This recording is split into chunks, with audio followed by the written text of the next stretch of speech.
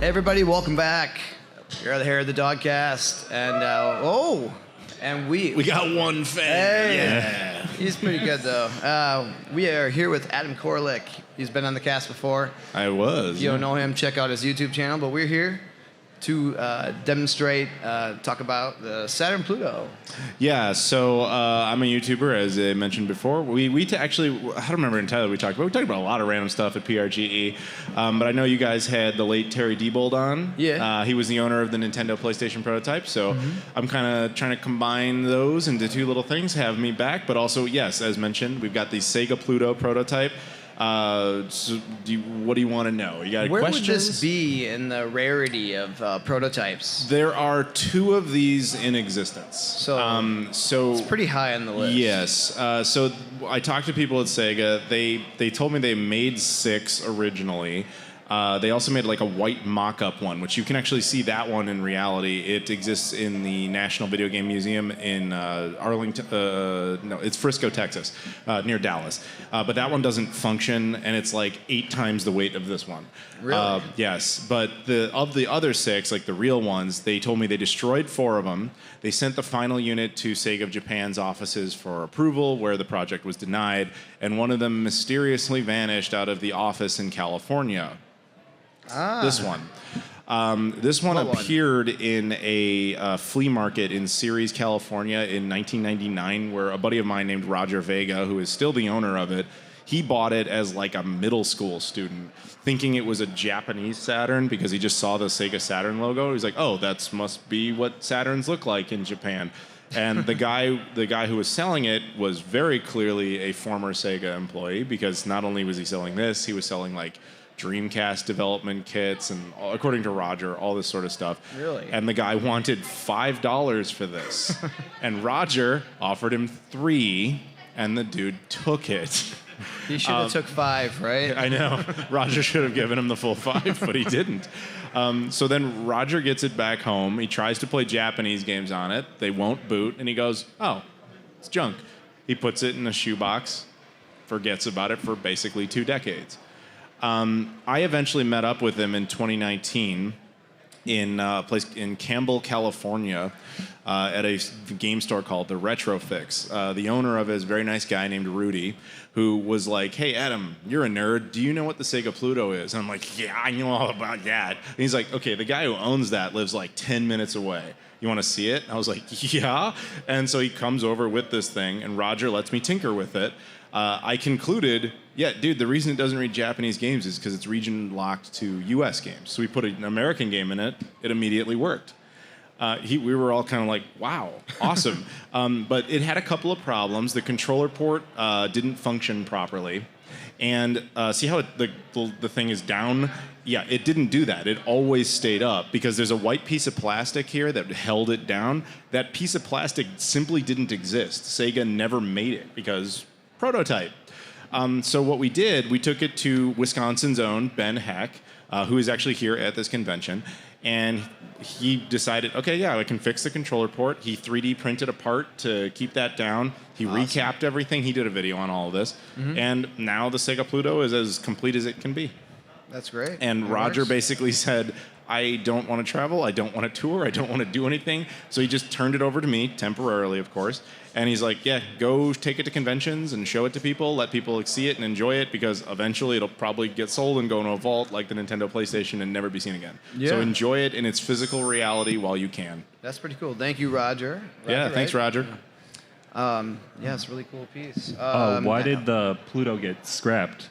That's purely speculation, but if you ask me, I would say it's 2 factors. One, it has a built-in modem and a built-in hard drive, like a real hard drive. We bought a duplicate one right here that's the exact same model, but this is a 512 megabyte hard drive, which now, yeah, joke.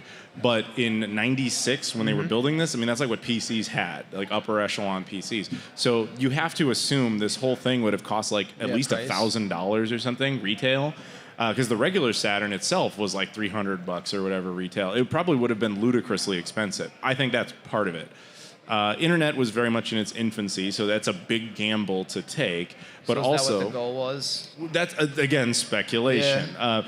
But if you ask me, I think that was one factor. The other factor is I think it's better than the regular Saturn as far as its performance capabilities and all that.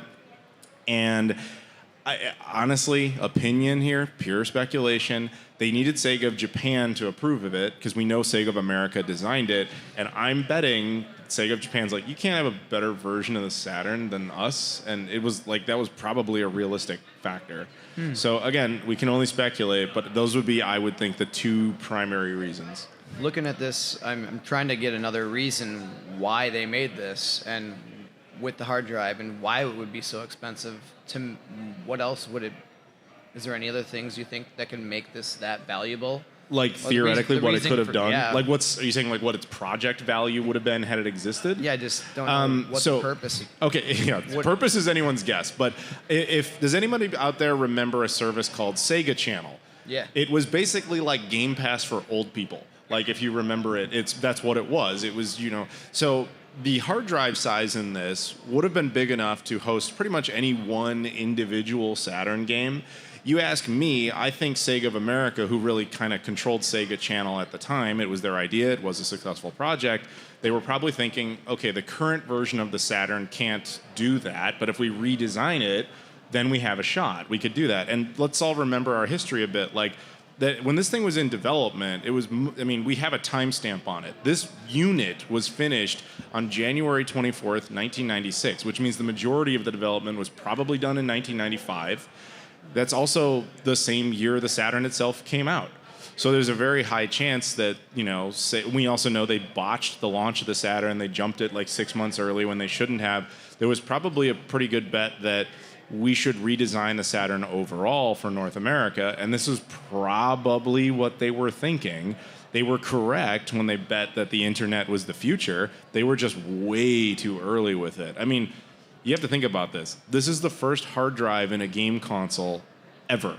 I mean, it predates the Xbox by 5 years, and it's not even just like the Pluto. Like, literally, this machine sitting in front of you, this is the first hard drive ever in human history to be put into a game console. It's right here in physical reality on this table.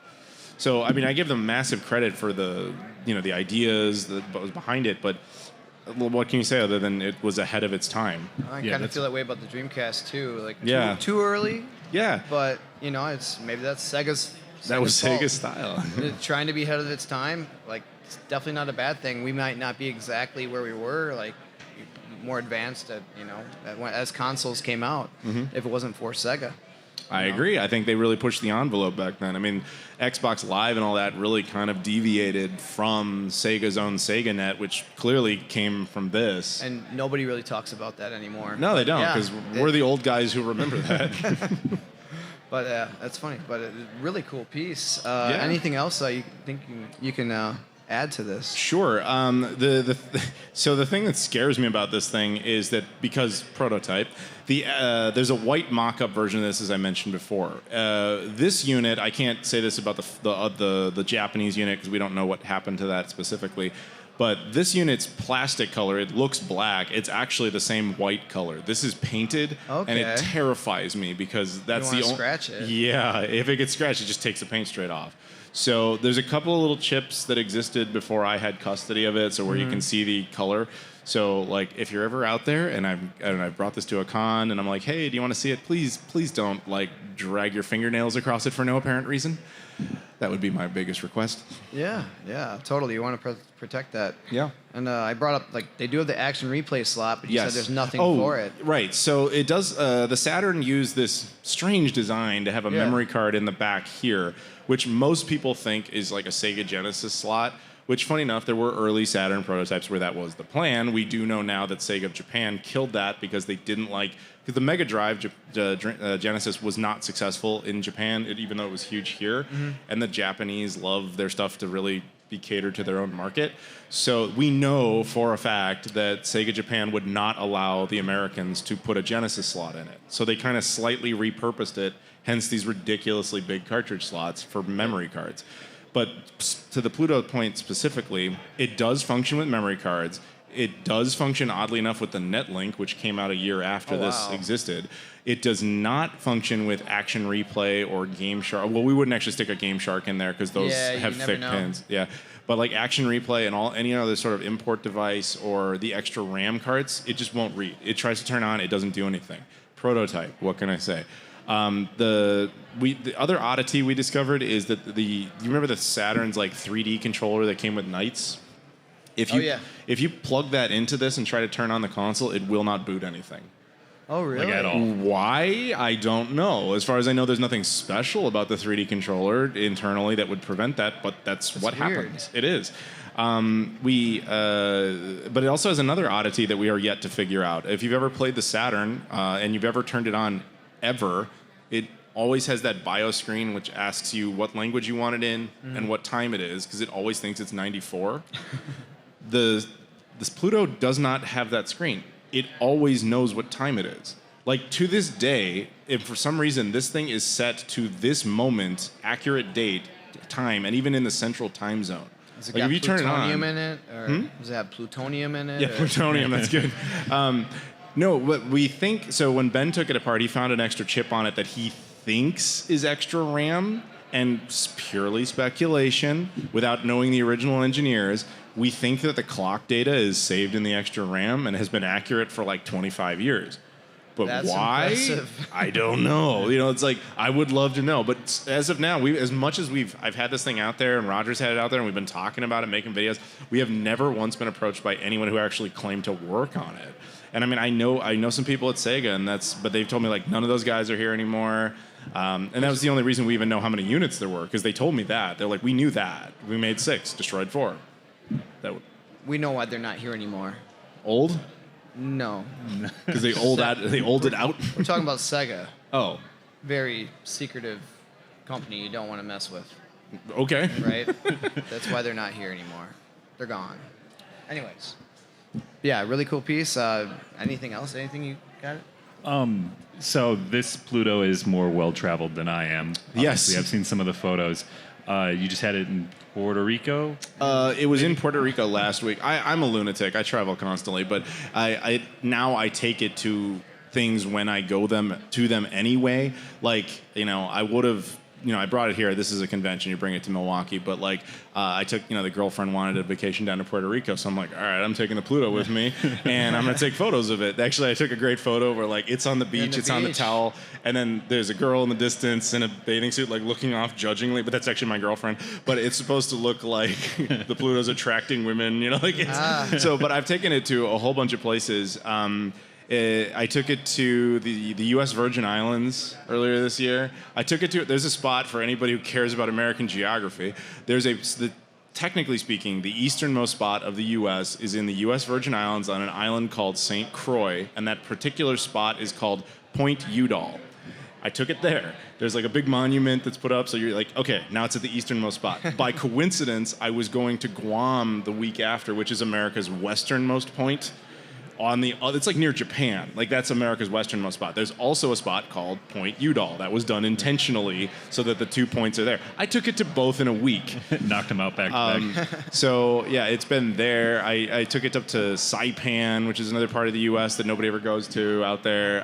It's been to Canada and the U.S. at the same time. That's impressive. There's a spot in the Pacific Northwest by there's this park called Peace Arch Park that's half on the Washington side, half on the British Columbia side. It's one of the few spots along the border where both governments agree that it's totally okay to just walk freely across the border. And they have these little markers. So we literally just sat it on the marker. So like half the Pluto was in Canada and half of it was in America. And then we took it to Vancouver. We met up with Happy Console Gamer and he did photos with it. And that's the other thing, is it's met a whole lot of YouTubers and other gamers that just like, wow, it's just cool to see.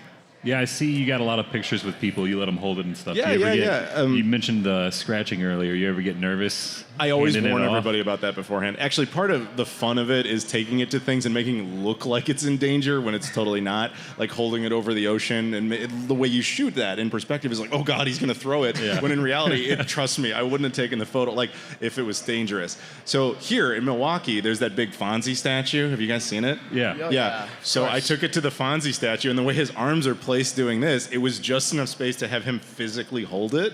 And so there's this shot of him holding it while doing this. Oh, that's and great. people were losing their minds thinking like, how could you do that? I'm like, because I held my hands under it. Trust me, it was all right. Like, I'm trying to make it look like it's in danger to get that reaction out of you. Well, And keep that- doing it. yeah, I shall. Playing with everybody's hearts here. Yes, it's a lot of fun. So yeah, it's been to a lot of places. It will continue to do so through at least through the U.S. for sure. And for whenever I go to a convention or I'm invited to something or whatever, I just bring it with and just hey, this is gonna be stupid. Let's just do this. Like, why am I doing that? I don't have a goal. If I had a super unique prototype, I'd probably take it around and show it off too. To me, it's like funny, and I'm kind of thinking like somebody will come up with a reason I'm doing that eventually that I will agree with. Like, hey, let's do a coffee table book. Yeah, that was why I did it. That was the whole reason. Guinness World Record. Cool. Yeah, that was what my motivation was. I don't know. I don't really have a plan. But still, taking it around is a good idea because you never know. You might bump into one of those guys. Like who some might know random more. millionaire who wants to buy it from Roger, and then all my fun is over. That's the double-edged sword there. Maybe you could work a deal. Find that person for him. Percentage cut. Yeah. Cha-ching, finder's brother. fee. Roger, that's up to you, man. 1% idea here. Yeah. So actually, one thing I didn't even mention. I mean, are you curious why it's even called the Pluto? Yes. So Sega had some weird obsession with planets. Like, okay, yeah, everyone knows the Saturn, okay? But that was the one they just proceeded to actually call the console. The Mercury. Does anybody know what Mercury was? It was the Game Gear. Does anybody know what the Venus was? It was the Nomad. Earth, Sega CD. In fact, if you turn a Sega CD on, you always notice the Earth in the BIOS there. That's why. Oh, gee, golly. The 32X, if you actually open one up and look at the motherboard, it was called the Mars. The Jupiter was a Virtual Boy prototype kind of competitor that never went anywhere. Saturn, obviously, is the Saturn. Uranus, they skipped for obvious reasons. You're blowing my mind right now. Neptune is a 32X Genesis combo prototype that the idea was they were going to do that. And there's only one of those in existence. It's actually in the National Video Game Museum in, again, Frisco, Texas, which I'll That's get back great. to that in a second. And then the Pluto itself, right there. That's it. Pluto's not a planet anymore, right? How's this work? Well, back Pluto's then not it even a was. planet. That's right. It's now it's a dwarf planet. But either way, they didn't know that in the 90s. Dwarf console. Yeah. And yet, ironically, it's massive.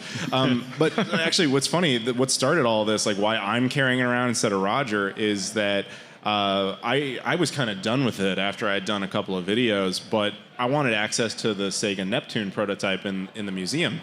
And so I thought, okay, no museum in the world is going to let you just walk in and be like, yeah, the stuff you have behind glass, yeah, give me that. I need that. And I'm going to just do a private video. That's cool, right? No, that's not how museums work, oddly enough. So I contacted some of the people that ran it, but I also felt like I need to show some credibility just beyond my YouTube channel. So I was like, Roger, I know this is a weird request, but I want to borrow the Pluto to do like a Sega prototype family reunion. And he should have been like, no, that's stupid. But he was like, you know what? You want to fly out to Sacramento and pick this thing up and leave? Yeah, you go ahead. That's fine. And so that's exactly what happened. And then I took it down to the museum. We had kind of talked to them a little bit. And we were told, like, they may either just totally be on board or they'll say, well, it was nice to meet you. Go away. One of those two things was going to occur.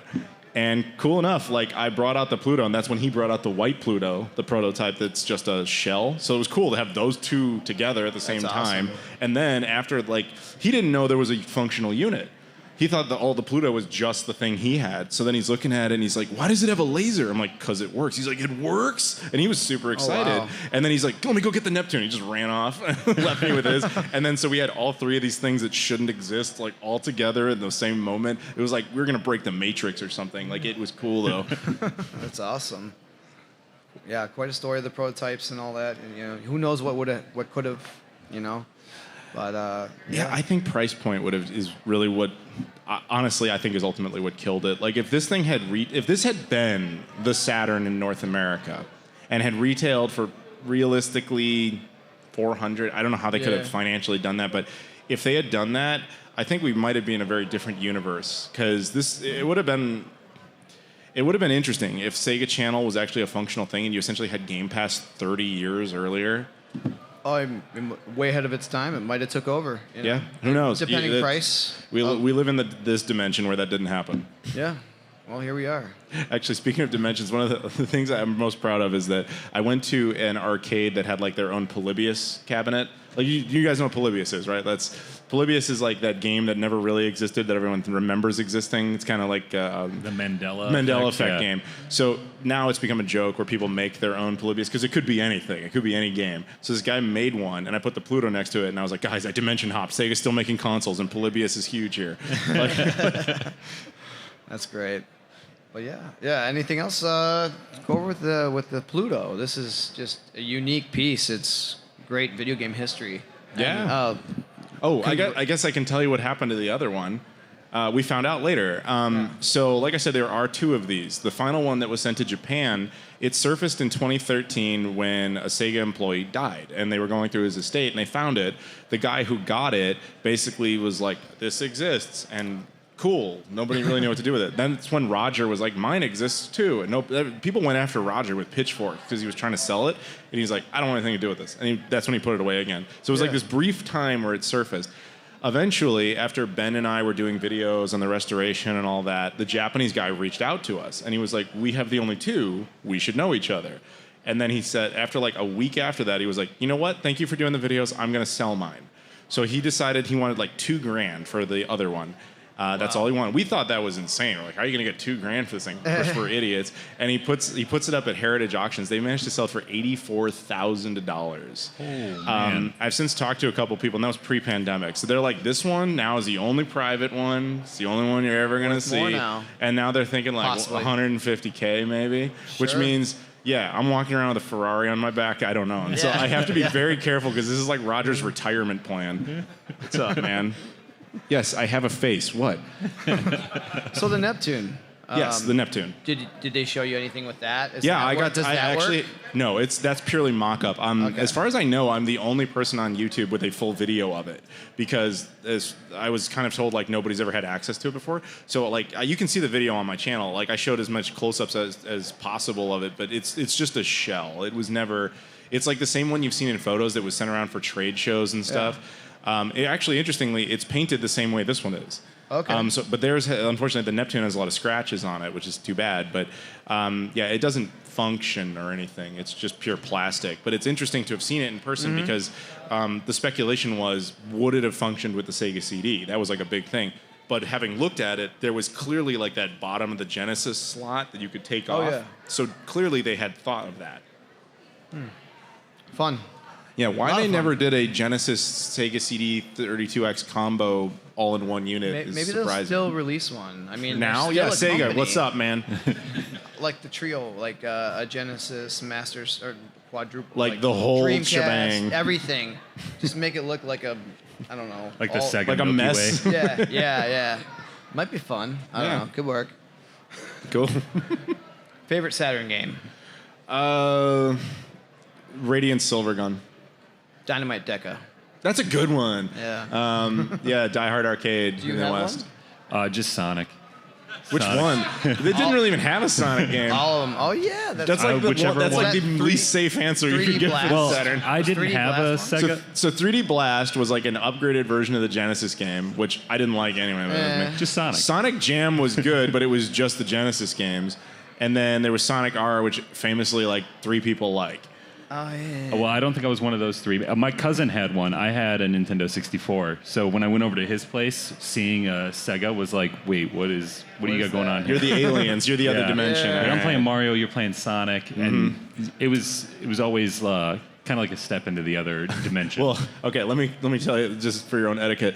When somebody asks you what your favorite Saturn game is, it's never gonna be Sonic, because it didn't have a real Sonic game. I guess I didn't. Can't put me on think spot about Say that. Nights. Nights into Dreams is the good answer. People All be right. like, oh, I know that one. I'm gonna write that down. Yeah, That- you that should. thing. Yeah.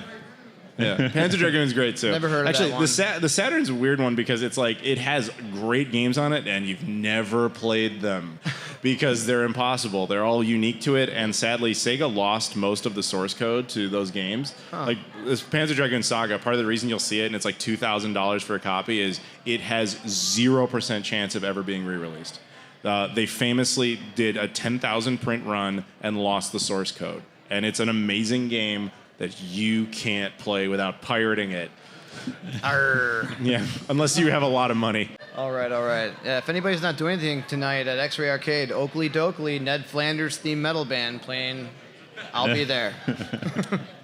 Anyways, yeah, let's wrap this up. Sega Pluto, Adam Koralik, Tyler, what's up, dude? This is a fun, very fun little demonstration here. A little chat with the Sega Pluto. Thanks for bringing that out. Thank you so much for for having showing me. it and talking about it with us and here at the Dogcast. And yeah, you guys enjoy the rest of your Midwest Gaming Classic. We're wrapping up soon, so yeah, thank you. Bye. Thank you.